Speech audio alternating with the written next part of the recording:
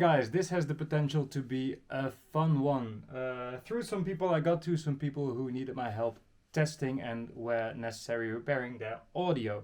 So I got to the first guy's place and he told me, yeah, this record player just sounds really bad. So I checked the stylus and it wasn't there. It was just a little metal pin with no stylus. So that's quickly solved. And there was buzzes going on both record players, but then there was no ground wire. So I think I can figure out how that happened. And then there was two DJ record players that he was using to play music in bars and such, but apparently one of them was faulty, but he wasn't quite sure which one, so I took them both home. And then he had a torrent record player that had an issue, but that turned out to be a dirty stylus. And then when I got there, the tracking force was way too low, and the anti-skating, it is one of those dangly types, you know, that hangs from a little bit of string, which is a great system, I think, but it was just laying on the bottom of the record player, so I reattached that and quickly sort of set it up. So most of the issues seem to be very simple to fix. So I'm assuming this is going to be a video of me really quickly fixing a lot of equipment. I did smell cigarette smoke in the house, so I expect some crackly pots and switches that have some issues. I can already feel that these are quite heavy. So this amplifier apparently had some issues with buzzing and whatnot, but it was also used, it was actually in a room where they were doing some reconstruction, and a lot of stuff fell into it, and I tried keeping it upside down and a lot of stuff fell out of it, so I just put the vacuum in it, and I'm going to hook it up to a sound source, and let's just see, I already hooked it up to my testing speakers. Let's see if it works now. And I also have a record player from another guy, by the way, and he said, yeah, I want a new record player, but he was suggesting record players that, considering the rest of his rig, which was kind of nice stuff, were not good enough. And he had a Pioneer PL514X, and he was like, yeah, I have it with a separate preamp, but it's buzzing. And I saw the preamp just now, and it's one of those really cheap units, so I'm actually expecting the record player to be fine, or almost fine. So, and then there's some speakers actually from another friend, that I had in my storage for some time, and I decided to take them home to test them. Also took a pile of video cameras home, more on that in a future video. But we got this amplifier, shit ton of record players, and 2 pairs of speakers to test. So let's see where this is going. Does it power on? No, it doesn't, because I didn't plug it in. It does power on. I always test phono first to see if the preamp works. Yeah, we get noise. It has a built-in tuner, so we can see if yeah, that works. And let's start the source, and I think I put it in CD.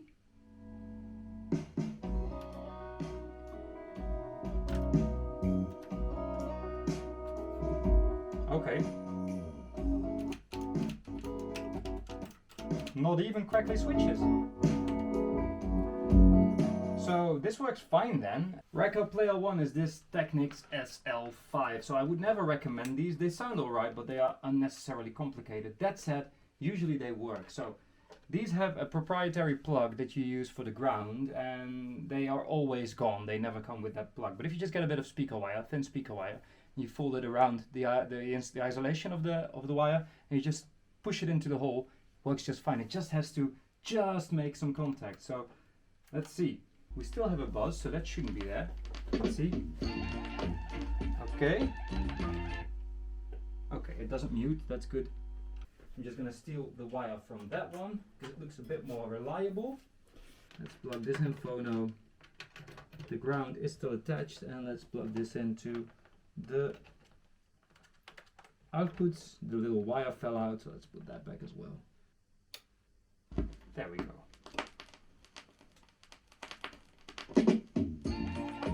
Okay, we got queuing. Yep, we got forward working as intended.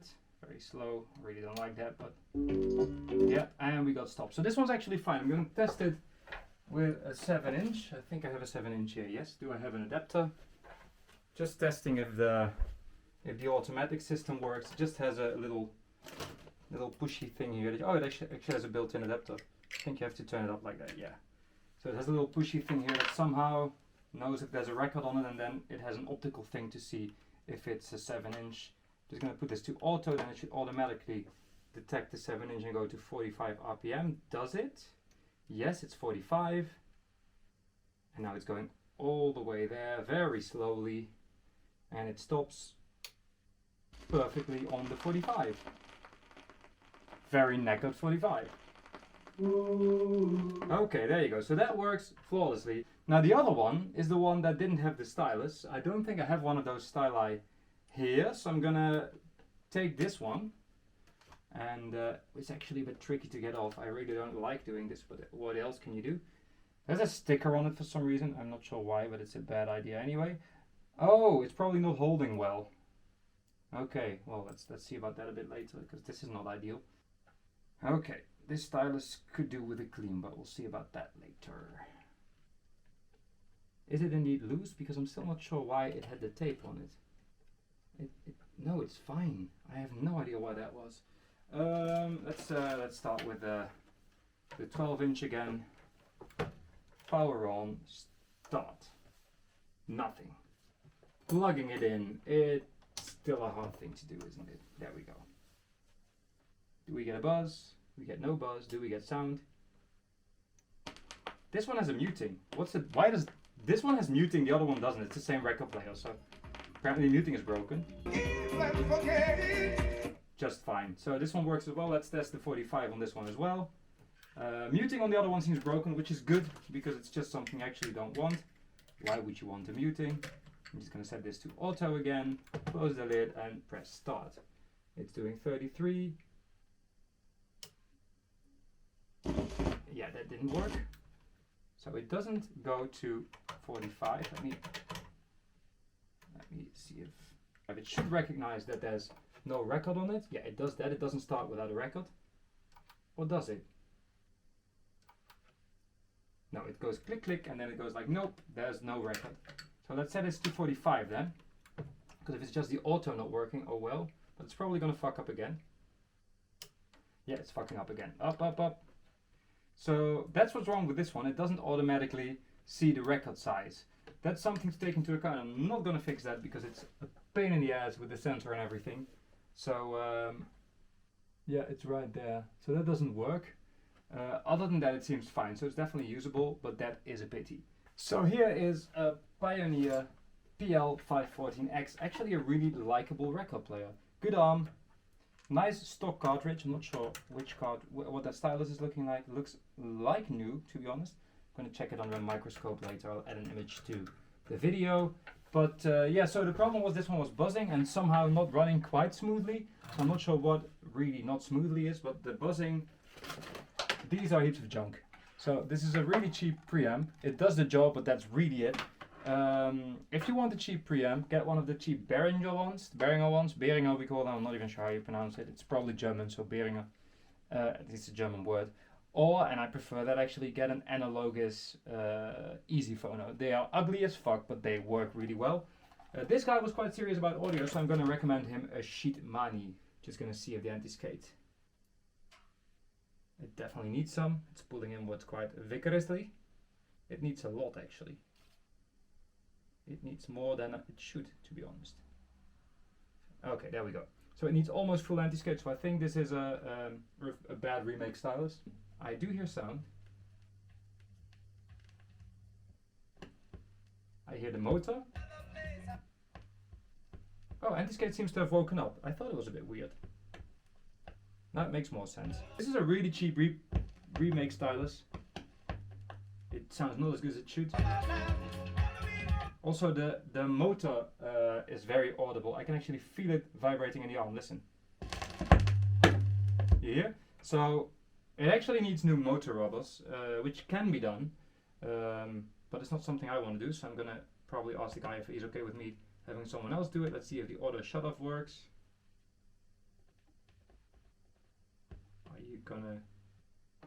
There we are. I couldn't actually put it on the last roof because the label is misprinted, so that's fine. Now the sound, the speed sounded a bit off, so let me get one of my little stroke discs and see what that says. Seems to be running alright, a bit quick. Why does it sound slightly off? Let's see if I see anything weird here. Okay, this bearing is completely smooth, nothing wrong with that. Belt seems alright. Motor, as I said, is a bit on the noisy side, but nothing too dramatic. This isn't sticky. Sometimes the inside of the platter is sticky, but it isn't. So let's put the belt back on and see what we get. The bell definitely is not new, but it's not really bad enough to... Oh yeah, it is actually bad enough. Wait, let me get another belt. Right, this is definitely going to be too small. This is definitely going to be too small. This is too wide. This looks quite good. What does it feel like? Not too big. Eh. Nope. Eh. Nope. That one actually feels kind of nice. Maybe a bit tight. Let's see what the speed thing says. No, that's spot on. Ooh, yes, here we go. Spot on 45 as well. Should probably put the mat on first. Here we go. I like that the platter is bigger than the record. It looks fancy.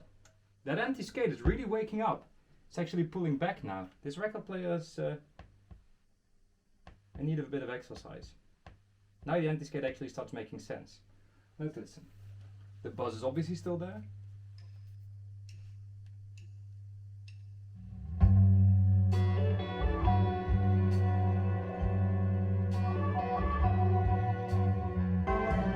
Okay, so this one's running fine. The only problem is that I don't think the stylus is of very high quality, and you can hear the motor run in the stylus, in the arm, in the cartridge, whatever you want to call it. So yeah, new motor rubbers are advised. Now let's see what's wrong with that preamp that it came with, because apparently there was an issue with that. Plug this into the line input.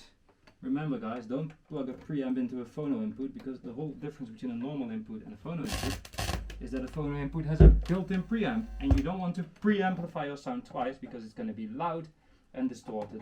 Really annoyed with the fact that this actually doesn't have a ground. I don't get why they make preamps without a ground, but whatever. You can just plug it behind any screw, honestly. And let's try the same thing again.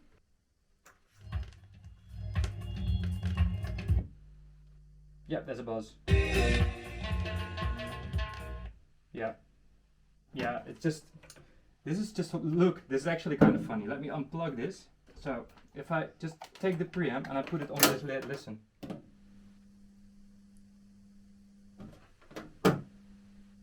It's just vibrating. The whole thing is vibrating. It's so badly made. So, you can actually hear it vibrate through the record player. It's using this as a bit of a diaphragm? Yeah, the speaker diaphragm to boost the sound, and as you can tell, it's an absolute heap of junk. So what we have now is two DJ record players. A Hi-Q30D. There's actually no brand on it. It's a JB Systems matte, but this is not a JB Systems record player. This is a Hi-Q30D. Okay. The fader is definitely a bit iffy, but nothing major. Pitch control seems to work fine. Yep. Direction, yep. Start, stop, 45, 78. Nothing dramatic. So we have some toner bananas. Well, this is actually not a toner banana. This is an Olufsen. I don't even know what these are called. A Pro. Just a Pro. It's been in and out a lot, you can see, because the whole thing is damaged. Yeah, here you can see that it's a cheaper record player, because... So also the weight is on the wrong way around. I'm not sure how people manage to do that, but you really need to see those numbers, people. Let me set the weight to, I don't know, 3 grams or something. These can have quite a bit of weight. Let's first see if the anti-skating is working, but because it didn't seem to do very much. Nope, that's absolutely dead. No anti-skate on this one, but then with these, well, there's something, but I don't think this counts as anti-skate. Let's see. No, it's just doing that. Anti-skate is absolutely dead. Well, does it matter for a DJ? I don't think it does an awful lot. I lost my test record. Oh, it's right here. Let's get another one while we're at it. This is 20 British hits of the 60s. And we get not an awful lot. We got left and we got right. So it's not the arm, it's maybe the cartridge. So I know the OM10s and such by Olufsen, which is pretty much the same card, tend to break. That doesn't sound good at all. Okay, let's get another card, because I feel like the cartridge may be faulty actually. Here's a Shure M44. It's actually not even my card, because I don't really like the 44s, but they are desirable. 1 channel only. Now I know the card works. There we go, 2 channels. Okay. So, I mean, it is up on eBay. It better work, because the advertisement says it works. So that card is faulty. Let's get the other cards. So here's another banana. One channel, it is a bit iffy. It's all a bit iffy. The other channel. One channel. One channel. Two channels. So yeah, what's going on there? Why is it all so iffy? Oh my god, these are gross. I think I got the problem with this one. I'm not sure what happened here, but this looks properly gross. Let's clean those contacts a bit. Let's see if that helps. Okay, it's less crackly and two channels. Okay, let's try again. Two channels. Two channels. Okay, so that's fixed. That was just dirty contacts. This card is fine. May as well do the same with that card, even though the problem was very different. I don't think it can. I think this is about as close as I'm going to get, but maybe you can see there's loads of crap around those. So I'm just going to use my glass fiber pen, clean the contacts, because the crap around it doesn't really matter that much. God, this is... what have they been doing? What have these been? I mean, I'm surprised the other one still works at all, because obviously these have seen a lot of action through the years. And yeah, let me quickly... well, actually, I don't think a Q-tip is going to cut it. Let's go full toothbrush on this one. Is it wet? Yeah, don't use this to brush your teeth. Okay, let's give it a clean. I'm expecting it to still sound shit, but I want to give it a shot at least. Hey, we got one healthy channel now. Why one though? Okay, let's see what we get. But these cards tend to lose channels, to be honest, so I wouldn't be... yeah, we got one channel consistently.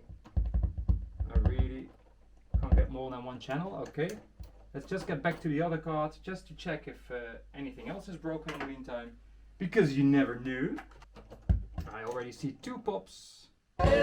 Perfect. That card is officially dead on one channel now. This is the good one to my left. Left is good. Right is not so good. You can take that as politically as you wish. Autophone DJ it says, but this one actually doesn't have the autophones, it has the bananas, which are a lot cleaner. Two channels. Ooh. The toner bananas actually sound quite a bit better, even though I'm pretty sure they're pretty much the same cards, but probably just a different stylus. Not even sure which one's more expensive. I think the banana's actually cheaper. Who cares, right?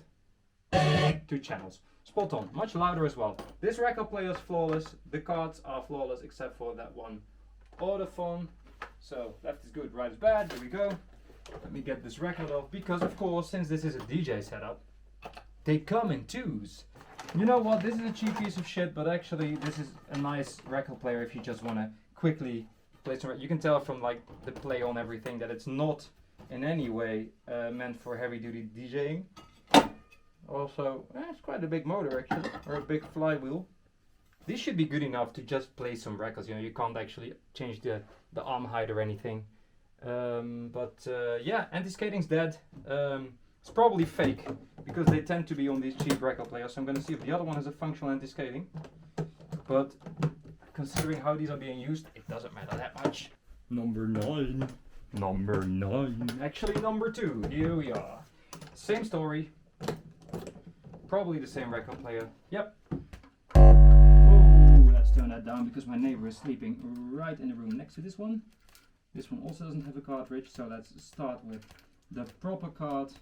Also, the counterweight is the wrong way around, because yeah, you could imagine that these numbers have a function, but you don't want to know how often you find record players with the counterweight the wrong way around. I would say it's nothing to be ashamed of, but you know, these came with a manual. Frank, if you're watching this, I'm sorry. Also no anti-skate, so that's just a... yeah, it's just a fake thing, it does nothing. So we have no anti-skate, which is ridiculous, but that's how they come. Just one channel, but yeah, see it's... yep. It's dirt again. I think if I clean this one's quite clean. I think if I clean this, it should be good. Yeah, it's quite dirty. I may as well clean this one while I'm at it, although these don't look dirty at all. Where's my toothbrush? Okay. I'm expecting to get two channels now. That sounds hopeful. Yep, 2 channels, just fine. That's all. Let's check everything.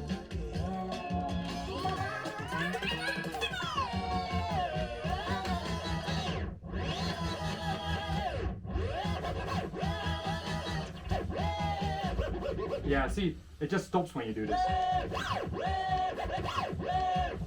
It's trying to keep the speed up, but it's definitely not an SL. But it's working. I mean, if you just want to DJ, let's see what it does. Yeah, it has. This is just no anti-skate. Nope, it does nothing. So that's honestly just a heap of junk. But what I'm gonna do is I'm gonna fix the weight. So if he uses it with the bananas, it is at least correct. Let me see. It should work this way. Is my screwdriver small enough? I think it should be. Yeah, it is. Let me see. Is it still turning? No, it's not. So this is good. This should be. This is about 3 grams. Yeah, I can actually feel that by now. Isn't that ridiculous? Okay, I got more than a feeling that these are good enough for this purpose. So these are fine then. Let's put the stylus protector back on. I would recommend him to just leave those in, because all of the dust and debris just gets into the SME mount, and it'll only make things worse. So here you go.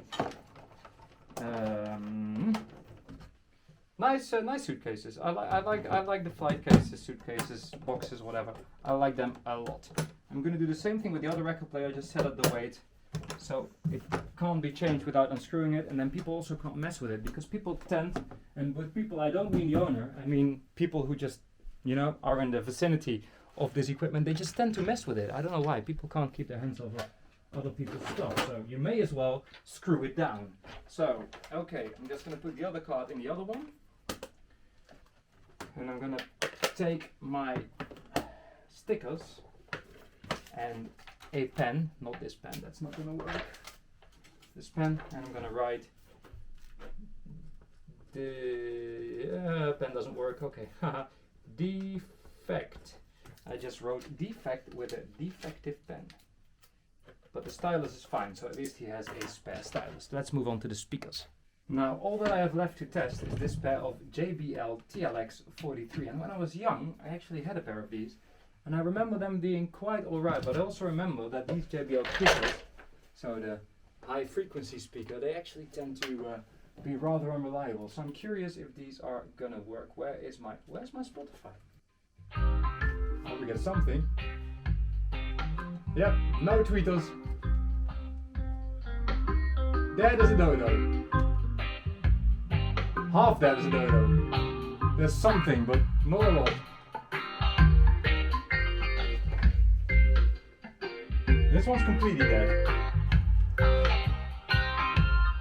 This one works, but that's not enough. Yeah, that's a problem with these speakers. Tricky tweeters. So keep that in mind if you ever find them. Just don't overpay. If you can get these cheaply, I think these were free actually, but if you can get them cheaply, you can definitely bet on it, because they actually do sound quite nice. Even now they sound quite alright, except that there's no highs whatsoever. Bang & Olufsen Bovox 3000, and these are rough. Look at that.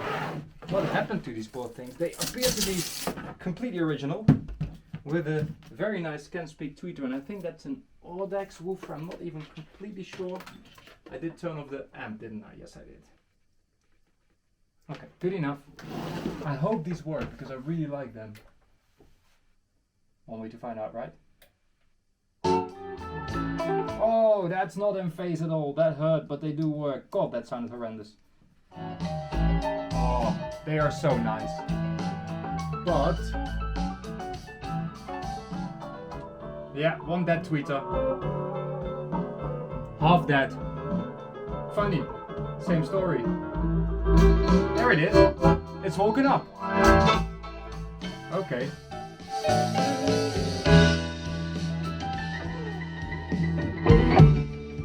Waking up the woofer as well. There it comes. This one has nicer low end for some reason. But it's waking up. So we are still waking these speakers up, very obviously. They are so good!